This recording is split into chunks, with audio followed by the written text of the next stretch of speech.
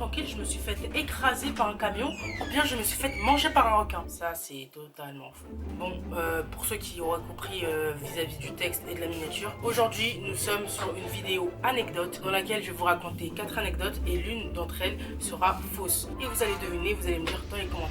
Je vais la nommer le craquage en Allemagne. Moi, je devais avoir 19 ans et je devais être en CM2 et je sais que c'était pendant les grandes vacances. On était allé en voyage en Allemagne et tu vois, pendant les vacances, on essayait de faire le plus d'activités possible et tout. Et en Allemagne, on avait décidé d'aller dans des parcs d'attractions. Il y avait un parc d'attractions genre plutôt aquatique et d'autres, je vais pas dire tout terrain, mais genre vraiment des activités qui se font sur la terre plate. Avant de commencer par de l'eau, on avait commencé par faire des attractions qui étaient les plus en face. Donc il y avait une activité, c'était pas du skateboard, mais un peu. Dans le sens où c'est un skateboard sur lequel tu es assis et tu le diriges avec tes mains. Enfin, c'est chaud à expliquer. Je vais vous expliquer. En CM2, je suis désolée, mais je m'habillais pas seule. Il y a certaines personnes, tu vois, jusqu'en CM2, ils se font encore habiller par leur daron, leur daronne, etc. Et moi, c'était encore le cas. Ma mère avait fait ma valise, ma mère avait préparé les vêtements. Ce jour-là, ma mère avait mis un jean blanc skinny. Blanc skinny. Et comment vous dire que lorsque je faisais du skate, je sentais que le jean commençait un peu à craquer. Sur la piste, d'ailleurs, il y avait des spectateurs. Ça tombe bien. Moi, j'arrive avec mon joli petit skateboard rose, je me pose et tout, et je sens que le jean commence à serrer. Mais quand je vous dis à serrer, c'est genre, je me dis bélec qui craque.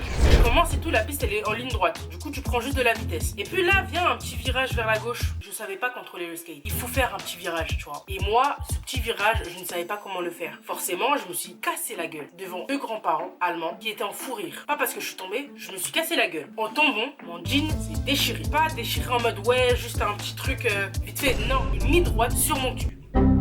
Je remonte, je finis la piste et je me casse encore la gueule 2-3 fois. Ok, j'arrive devant mes parents, ma mère me dit que oh Cindy, t'as un gros trou sur les fesses. Bah oui,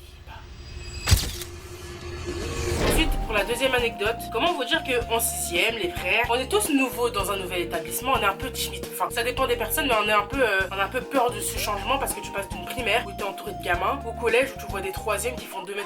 Moi, j'étais une meuf, t'es pas solitaire, mais genre en mode je restais avec les personnes que je connaissais déjà au préalable. Et en fait, le truc, c'est que y a une meuf, bien évidemment, c'est une meuf à problème. Et moi, cette meuf-là, je la détestais. Je la détestais pas au point de vouloir l'écraser, tu vois. C'est le genre de personne que, ok, tu me poses problème.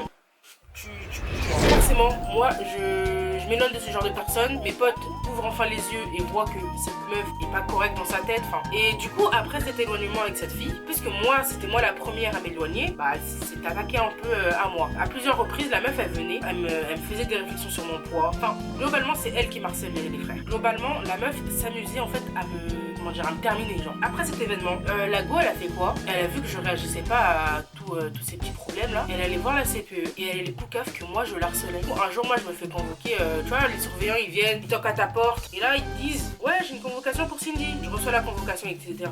Et je lis la convocation. Sur la convocation, les frères, il y a votre nom, votre prénom, la classe dans laquelle vous êtes, avec qui vous êtes convoqué et pour quelle raison. Moi je vois mon blaze, ma classe, etc. Je vois que je suis convoquée par la CPE, pas par le directeur adjoint ou quoi, parce que de base, tu vois, je suis convoquée de temps en temps pour soit récupérer ma bourse, soit pour mes absences, tu vois. Et là, je vois c'est la CPE. Je me dis wesh, pourquoi j'ai fait quoi? Je lis la raison. Les frères, c'est écrit harcèlement. Genre, globalement, moi je me souviens pas avoir harcelé quelqu'un. Forcément, dans ma tête, je me suis dit ok, je suis la victime, je vais aller voir la CPE pour lui en parler. Donc je descends, je descends dans son bureau qui était au rez-de-chaussée. Et là, elle me dit ouais, est-ce que tu connais, on va l'appeler Victima, voilà. Victima, est-ce que t'as harcelé Victima? Moi dans ma tête, je me dis mais non, genre je la calcule pas, on se parle pas et c'est juste moi la victime, tu vois. Je lui ai dit ça et elle m'a dit non, c'est faux parce que Victima m'a fourni des preuves, nanani, des témoins, etc. Je lui dis je suis désolée madame, mais je vois pas ce que vous essayez de me dire. Elle me dit quoi? Non mais en fait globalement c'est toi, t'as fait énormément de bêtises, tu l'as harcelée, maintenant elle est en dépression, elle se sent très mal dans sa peau après ce que tu as fait. Moi évidemment je réponds madame, je vous assure que je n'ai rien fait, j'ai vraiment rien fait dans le sens où je la prends pas en compte. Je la croise pas, je la calcule pas. Et à certains moments, oui, on a peut-être eu des différends, mais rien de plus. Je suis pas allée l'harceler ou même l'insulter. Le CPE ne m'a pas cru. Donc, elle a convoqué Victima et l'a ramené dans le bureau du CPE. Victima et moi, on était comme as à côté. La CPE a commencé à raconter et a sorti les preuves que Victima lui avait données. Elle a commencé à jurer sur le Coran, sur la tête de sa mère, sur la vie de son père. Bref, elle a commencé à jurer même sur le nom d'Allah. Et forcément, moi, j'étais choquée. Je me disais, mais wesh, en mode, elle est prête à jurer jusqu'à sa religion juste pour prouver que, juste pour mentir en fait, globalement. Et en fait, elle a réussi parce que la CPE a commencé à me mettre des coups de pression. Dans le sens où elle disait ça. Ouais, Cindy, si tu n'avoues pas maintenant, je vais être obligée de te suspendre ou de te renvoyer de l'établissement pour harcèlement parce que ça, c'est très très grave. Globalement, les frères, moi, à ce moment-là, j'étais juste timide, j'avais peur. Globalement, en 6ème, j'étais la peureuse du groupe. Voilà. J'avais genre vraiment peur d'être exclue parce que du coup, elle a touché une corde sensible. Être exclue, les frères, moi, à la maison, je savais déjà que... Je commence à mentir, je dis ouais madame, ok j'ai peut-être fait ça, etc. Mais c'était faux parce que globalement c'était elle qui m'avait harcelé et moi j'étais allée voir la CPE au préalable. Mais ça n'a pas été pris en compte. Du coup, moi je fais quoi? Après ça, je lui avoue tout, Victima elle est heureuse, tu vois. Et la CPE du coup décide de me coller parce que puisque j'ai avoué en quelque sorte ce qu'elle voulait entendre, j'ai pas été renvoyée, j'ai juste été collée le jour de mon anniversaire. Ma mère elle a fait quoi? Ah là là, tu t'es fait coller hein. Eh, je vais te frapper hein. N'importe quoi, t'as et tout. Je vais te frapper. Je suis désolée. Globalement, je me suis faite choper par la daronne. Je lui ai expliqué la situation. Heureusement, elle a compris, je me suis pas faite. Cette anecdote, on va l'appeler cassage de rotule. Comment vous dire que cette anecdote, je pense que j'étais en 3ème. J'étais en SVT. Enfin, après SVT, en tout cas, globalement, on devait aller manger. Mais dans le collège, il y avait énormément de personnes qui habitaient dans les quartiers aux alentours, dont moi et certaines potes. Donc, ce qui se passe, c'est quoi? C'est que nous, puisqu'on était au 2e étage, on a décidé de partir le plus vite possible de la salle. Bon, moi, bébête que je suis, nos escaliers, vous voyez, ils sont genre droits. Bah, moi, j'ai décidé de descendre les escaliers en diagonale. Je me casse la gueule. Genre, la chute était mémorable. Même moi, je suis partie en fou rire. Je me rends compte que j'arrive pas vraiment à me lever, genre dans le sens où j'ai vraiment mal. Je rentre chez moi le midi et tout et je préviens l'un de mes parents. Je lui dis que ouais, je suis tombée et je me suis fait archi mal. Parce que globalement, je marchais mais genre je boitais dans le sens où j'arrivais plus à plier mon genou complètement. À ce moment-là, je me disais que c'était juste le choc parce que je suis tombée ultra fort. Je repars en cours l'après-midi et je finis à 15h. À 15h, je marche et tout, j'essaye de rentrer chez moi. Je vois mon genou, il me fait extrêmement mal et il a gonflé. Je préviens mon père et mon père me dit t'as dû te casser quelque chose. On vérifie et je mets de la glace vite fait pour encore attendre et être sûr que genre c'est pas juste une petite douleur qui va partir parce que à ce moment-là je me suis dit je me suis rien cassé. Ça persiste, 19h, 20h ça persiste. On décide d'aller aux urgences. Forcément ça prend du temps, c'est les urgences. Ils me disent que ouais tu t'es déboîté la rotule. Moi en entendant ça je me suis dit ouais je sais quoi la rotule. D'ailleurs la rotule les gars pour savoir. Et du coup moi après avoir appris ça je me dis mais wesh la chute elle est trop bête. Enfin à quel moment je me la suis déboîtée. Au final je suis dispensée, je finis avec une attelle et je suis dispensée du coup tout le reste de l'année. Et regardez la méta. Quand je suis passée ensuite au lycée, j'avais eu une dispense de 12 mois les frères. Juste pour cette rotule. 12 mois.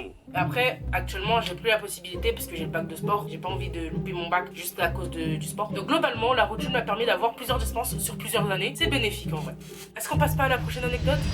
C'est encore une anecdote qui s'est passée en 3ème. Vous voyez, en 3ème, je sais pas si vous aussi ça vous arrive, mais quand t'es en 3ème collège, tu ne fais plus énormément de sorties. Si on compare le nombre de sorties que tu fais en 6ème et que tu fais en 3ème, on voit que le nombre de sorties est totalement réduit. Du coup, nous, on a eu une sortie proposée à l'opéra. Entre plusieurs potes, on a choisi de le faire. Et comment vous dire que quand on est allé à l'opéra, j'étais contente, j'avais des potes, on avait pris de la bouffe et tout, on était en train de regarder le truc. À peine que l'opéra commence, on commence à entendre des applaudissements, on commence à entendre des gens crier, faire du bruit, etc. On essaye de regarder où tout ce brouhaha est réuni et on se rend compte c'est vers la porte, mais une porte privée. Et on voit il y a 5 gardes du corps qui sortent de cette même porte. On se dit ça doit être quelqu'un d'important. Et on a bien fait. Parce que globalement, cette porte-là, on venait de voir François Hollande sortir. François Hollande, entouré de 5 gardes du corps, commence à en fait sortir de cette porte et on le reconnaît. Nous on fait quoi? On descend pour aller le voir et les gardes du corps étaient là pour éviter qu'on s'approche trop de lui. Il y a certaines personnes qui ont réussi à passer, donc avoir des dédicaces, des photos, etc.